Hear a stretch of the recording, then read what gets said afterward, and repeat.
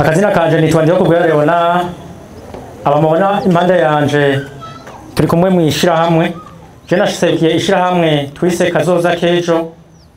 Ndishirahamwe rikora ku mutumba wa Kiranga muri komine Butaganzwa mu ntara ya Ruyigi. Ishirahamwe ryacu rigizwe n'abanywanyi 30. Iryo shirahamwe dufise umugambi wo kubumba amatafari tukayaturiza ivyo bicupa bivamwo amaraha tangawizi, amakwavi n'ivyo bindi mubona mu bwoko bwa plastike. Iryo shirahamwe ryacu rigizwe n'abanywanyi 30. Kuba mutumba wa Kirangara n'umutumba ureranye n'umutumba wa Bati, aho twovuga ariko haratera imbere ku rugero rushimishije mu bintu by'inyubako, hari inyubako z'amashure, isoko rya kijambere, eka n'amasengero. Uwo mutumba hamwe n'iyo yindi mitumba bihereranye haracari ikibazo c'ikena ry'amatafari, aho nayo bakoresha bayakura muri komine ya Ruyigi kubera ariho basanzwe bamenyereye kuyabumba. Twebwe nk'ugwaruka duhurikiriye iryo shirahamwe ryo kuwo mutumba, twayumviye tuja hamwe tuvuga ati reka dukore natwe uwo mugambi wo gusatura amatafari tukayaturiza ivyo bikopo, nawe tuzoba turiko turakingira ibidukikije.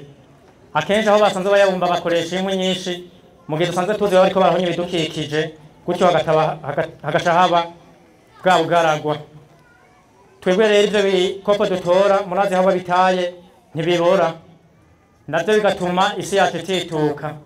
Twe dukora isuku mu kwitora ahantu, bikongera kudufasha mu gutorera amatafari, niko kabirya iryo shirahamwe ryacu rifise.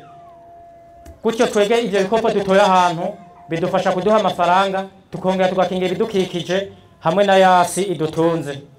Mu kurangiza sinoka kubabwira yuko akunguka kazoba keshi kubagwiza tunga bazoriko barubaka aho mwako gace, kuko itafari bazorigurira hafi, natwe kandi ntazobura kunguko ku banywanyi b'ishirahamwe, kuko tuzoba turiko turakora uwo mugambi twenyene twisangije muri ako gace, bizotuma isoko riba ryiza cane, maze na komine yacu harumwe akunguko, kuko amakori bahora bariha bagiye kuyagura muri iyo yindi komine azoca yinjira muri komine yacu. Murakoze.